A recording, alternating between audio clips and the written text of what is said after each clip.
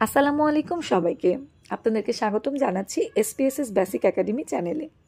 আমরা আমাদের প্রিভিয়াস ভিডিওতে দেখেছিলাম কিভাবে এসপিএসএস সফটওয়্যারে ভেরিয়েবলের নামগুলো সেট করতে হয়। আজকে আমরা দেখব কিভাবে ডেটা এন্ট্রি করতে হয়।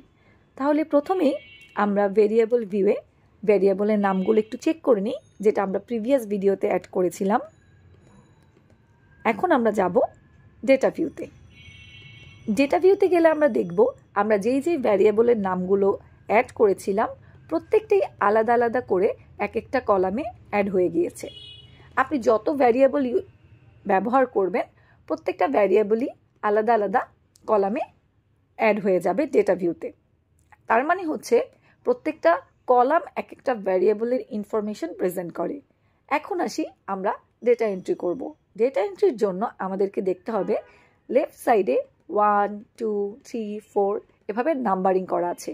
তার মানে প্রত্যেকটা রো এক একটা পার্টিসিপেন্টের ইনফরমেশন ক্যারি করবে। ধরেন আপনি প্রথম পার্টিসিপেন্ট একজন নিলেন, তার নেম, এজ, জেন্ডার, অ্যাড্রেস, তার যাবতীয় ইনফরমেশনগুলো আমরা এই একই রোতে পেয়ে যাব। সেভাবে আমরা 2 নাম্বার পার্টিসিপেন্ট যে তার ইনফরমেশনগুলো আমরা সেকেন্ড রোতে পেয়ে যাব। এভাবে প্রত্যেকটা পার্টিসিপেন্টের ইনফরমেশন আলাদা আলাদাভাবে আমরা প্রত্যেকটা রোতে পেয়ে যাব। তার মানে প্রত্যেকটা রো প্রেজেন্ট করবে পার্টিসিপেন্টের ইনফরমেশন, আর প্রত্যেকটা কলাম প্রেজেন্ট করবে আলাদা আলাদা ভেরিয়েবলের ইনফরমেশন। এখন আমরা ডেটা এন্ট্রিতে চলে যাই। আমরা প্রিভিয়াস ভিডিওতে একটা ডেটা সেট ডেমো হিসেবে দেখিয়েছিলাম, তো আমরা সেই ডেটা সেটটা থেকে আজকে ইনফরমেশন এন্ট্রি করব। আমাদের প্রথম যে আইডি নাম্বার ছিল সেটা ছিল 1, মানে পার্টিসিপেন্ট 1-এর আইডি নাম্বার আমরা ধরেছি 1। তাহলে আমরা এখানে এন্ট্রি করব আইডি 1। তাহলে তার নেম ছিল, আমরা ডেমো হিসেবে ধরেছি এক্স, তাহলে এখানে আমরা তার নেম দিব এক্স। তার বয়স ছিল 30 এবং সে ছিল একজন মেল, তাহলে আমরা এখানে বয়স দিব 30। আর মেল হবে, আমরা জেন্ডারকে ক্যাটাগরি করে নিয়েছিলাম, আমরা 1 মানে ধরেছিলাম মেল এবং 2 মানে ধরেছিলাম ফিমেল, তাহলে এখানে আমরা এন্ট্রি করব 1। এখন তার অ্যাড্রেস দেখতে হবে। তার অ্যাড্রেস সে বলেছিল বসুন্ধরা, তার হাইট ছিল 5.5 এবং তার ওয়েট ছিল 60 কেজি। তাহলে এখানে তার অ্যাড্রেসটা আমরা লিখে দিব বসুন্ধরা। তার হাইটটা আমরা জানতাম 5.5 ইঞ্চি, তাহলে 5.5 এবং তার ওয়েট ছিল 60 কেজি, সেটা হচ্ছে 60। তো আমরা আপনাদেরকে একটি নতুন ভ্যারিয়েবল অ্যাড করা শিখিয়েছিলাম যে আমরা এজটাকে যদি ক্যাটাগরি করে দিই তাহলে আমরা এটাকে গ্রুপিংয়ে ভাগ করে দিব। তো সেই ক্ষেত্রে আমরা এজ গ্রুপটাকে ধরেছিলাম লেস দেন, যারা হচ্ছে 10 তাদেরকে আমরা ধরেছিলাম গ্রুপ 1, যারা হচ্ছে 10 to 20 তাদেরকে ধরেছিলাম গ্রুপ 2, এবং যারা মোর দেন 30 তাদেরকে আমরা ধরেছিলাম 3।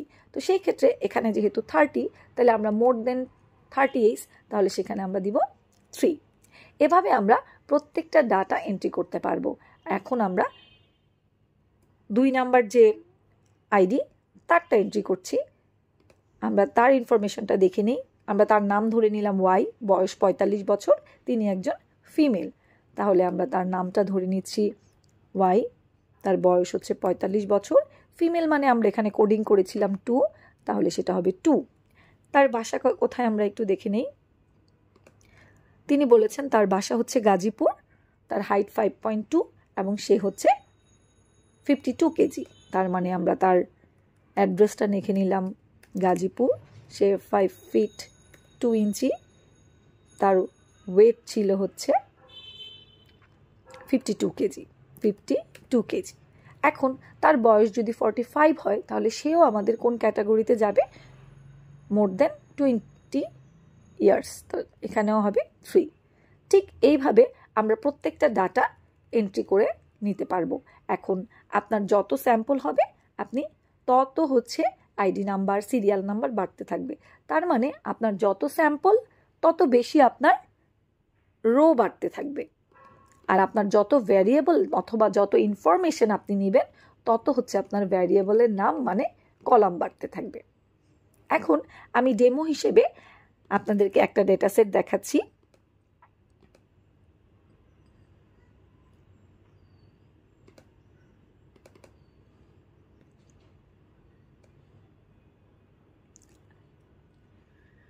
আমরা এই ডেটা সেটটা আগে থেকেই রেডি করে রেখেছি।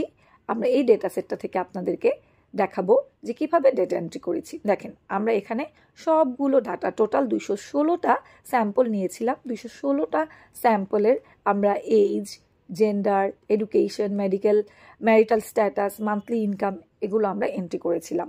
তো এইভাবে আপনি যতগুলোই স্যাম্পল নেবেন সব প্রত্যেকটা রোতে আলাদা আলাদা করে এন্ট্রি করে নেবেন এবং তাদের ইনফরমেশনগুলো আপনারা প্রত্যেকটা ভ্যারিয়েবলের নিচে সেই ইনফরমেশনগুলো অ্যাড করে নেবেন। এখন ডেটা এন্ট্রির সময় আপনাদেরকে অবশ্যই চিন্তা করতে হবে যেন আপনি খুব যত্ন সহকারে সতর্কভাবে ডেটা এন্ট্রি করেন। এখন আপনি যদি এরকম হয় এই যে আপনি পেয়েছেন 50 কিন্তু আপনি ভুলে একটা শূন্য বেশি দিয়ে দিয়েছেন, এজ হয়ে যাবে 500, তো এটা আপনার রেজাল্টে একটা আনইভেন রেজাল্ট নিয়ে আসবে, অসামঞ্জস্যতা তৈরি করবে। তো সেই ক্ষেত্রে আপনি যখন ডেটা এন্ট্রি করবেন খুব যত্ন সহকারে করতে হবে। আবার আপনি জেন্ডার ক্যাটাগরি করেছেন 1 এবং 2 কিন্তু আপনি ভুলে ওখানে 3 অ্যাড করে দিয়েছেন, তো সেটাও আপনার রেজাল্টের মধ্যে একটা ইরর দেখাবে। তো সেই ক্ষেত্রে যখন ডেটা এন্ট্রি করবেন অবশ্যই খুবই যত্ন সহকারে করতে হবে। এখন আপনি ডেটা এন্ট্রি করেছেন, আপনার ভ্যালুসগুলো আপনি অ্যাড করেছেন। এখন লেভেল দিয়ে আপনি দেখতে পারবেন যে আসলে আপনি ঠিক করেছেন কিনা। এই যে উপরে যে এই অপশনটা দেওয়া আছে A1, এটা দিয়ে আপনি ক্লিক করলে এখানে আপনি যে অপশনগুলো ইউজ করেছেন ক্যাটাগরিতে সেগুলো এখানে শো করবে এবং যখন আপনি এটাকে আবার ক্লিক করবেন তখন আপনি যে ভ্যালুগুলো ইউজ করেছেন সেই ভ্যালুগুলো এখানে দেখাবে। তো সেই ক্ষেত্রে আমরা আমাদের আগের ডেটা সেটটাকে দেখি। এই যে এখানে হচ্ছে আমরা ভ্যালুগুলো অ্যাড করেছি। তো আমরা এখন লেভেল দেখার জন্য যখন এখানে ক্লিক করব দেখবেন আমরা এখানে মেল, ফিমেল, এখানে কথাগুলো চলে আসবে, মোর দ্যান 20 ইয়ার্স এগুলো চলে আসবে। তো এভাবে আমরা ডাটাগুলো এন্ট্রি করতে পারি। আপনার ডাটা যদি কোনো মিসিং থাকে, হয়তো ধরেন আপনি কোথাও ডাটা এন্ট্রি করতে ভুলে গিয়েছেন অথবা কোনো কারণে ওই জায়গাটা ফাঁকা রয়ে গিয়েছে, তো এই মিসিং ডাটাটাও আপনাকে অবশ্যই খেয়াল করে নিতে হবে। তো এখানে আমরা এই অপশনটা হচ্ছে আন্ডো, আমরা আবার আন্ডো দিয়ে আগের ডেটাটা নিয়ে আসলাম। এভাবেই আমরা এসপিএসএস সফটওয়্যারের ভ্যারিয়েবলের নেম দিয়ে ডেটা এন্ট্রি করতে পারি। আমরা পরবর্তী ভিডিওতে দেখাবো কিভাবে এই ডেটা সেটটি থেকে আমরা ফ্রিকোয়েন্সি পার্সেন্টেজ বের করতে পারি, মিন, মিডিয়ান, মোড বের করতে পারি। আমরা কিভাবে দেখব যে ডেটাটা হচ্ছে আমাদের যে নিউমেরিক্যাল ডেটাগুলো আছে সেগুলো কি স্কিউড কিনা নাকি নর্মাল ডিস্ট্রিবিউশনে আছে, সেগুলো আমরা পরবর্তী ভিডিওতে বোঝানোর চেষ্টা করব। আজকের ভিডিও এই পর্যন্তই। সবাই ভালো থাকবেন। ধন্যবাদ সবাইকে।